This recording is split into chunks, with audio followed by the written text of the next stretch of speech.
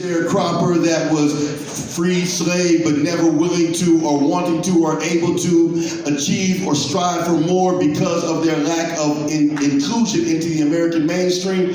Alain Locke said that Negro is dead. That Negro is a thing of the past. The new Negro is going to integrate into America through art, through politics, through education. We are going to pave the way for America to have a cultural identity.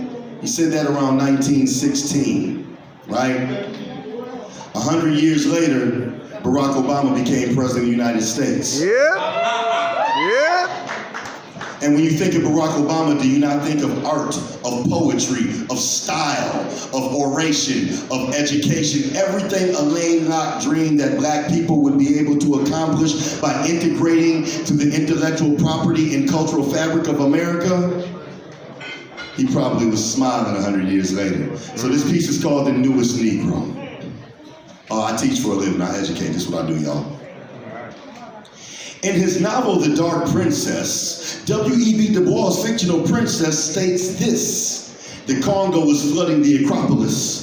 In his painting, Building More Stately Mansions, however, Aaron Douglas served to remind that the Acropolis is but a notch in this evolutionary timeline. It's not the beginning nor the end. And while the Western cultures marvel then and still at the idea of the Parthenon with fetish history and embellished grandeur, worshiping the high city temples and ancient structures built to pay homage to the Athenian divine, Douglas subtly reminds, the structures of ancient Rome and Greece are revered, but there's great other stories seldom told in the behind. He lightly fades memory of Egypt and Carthage, even as he foregrounds more prominent structures of medieval Europe and Rome and his modern day Gotham, his blending of shades of darkness while making it clear it was black scholars, slaves, laborers, and artists, generations of Africans through creative genius and atrocious hardships who absorbed the mightiest blows the Western world could throw and persevered and then perspired possibility.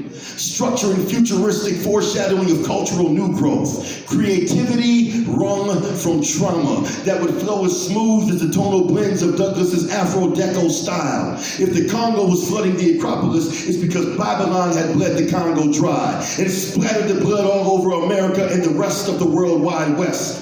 I'm fairly certain that when Zora's eyes were watching God, she didn't picture Athena, but I bet Janie would have understood Euripides' Medea. From ancient Greece to Eatonville, 20th century, those women probably would have sat, sipped on some wine, and pined over why the gods make men make women do things like this. Yeah, the Congo flooded the Acropolis, and the new Negro flooded Harlem. And since New York's Federal Hall is a Greek-style structure on Wall Street, and Jay-Z be the newest Negro built in the Billionaire Boys Club, and rap is the new jazz, then perhaps it's happening to say the Congo has flooded Manhattan as well. I mean, if Cab Calloway can make 50 grand a year during the Great Depression, is it far-fetched that 50 Cent can make $1 million during a recession? If Langston Hughes with Harlem as his muse spoke of the weary blues in 1925, and Jessica Care Moore spoke of a black Statue of Liberty in 1995 live at the Apollo, then perhaps Aaron Douglas's painting was a portrait of a people's journey from pharaohs into tomorrow. And along the way there were passages and migrations and trials and tribulations, resistance and renaissance, and culture creating and art making and spiritual hands raised and unbreakable minds building mansions in the sky to proudly proclaim to the history, there is no stopping us.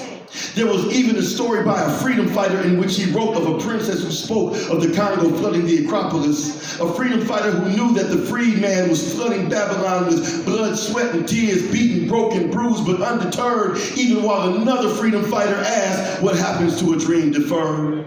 Well, sometimes it resists and manifests into a man, another freedom fighter who rises up and tells all the land, yes, we can, and we have, and we will, but don't take it from me.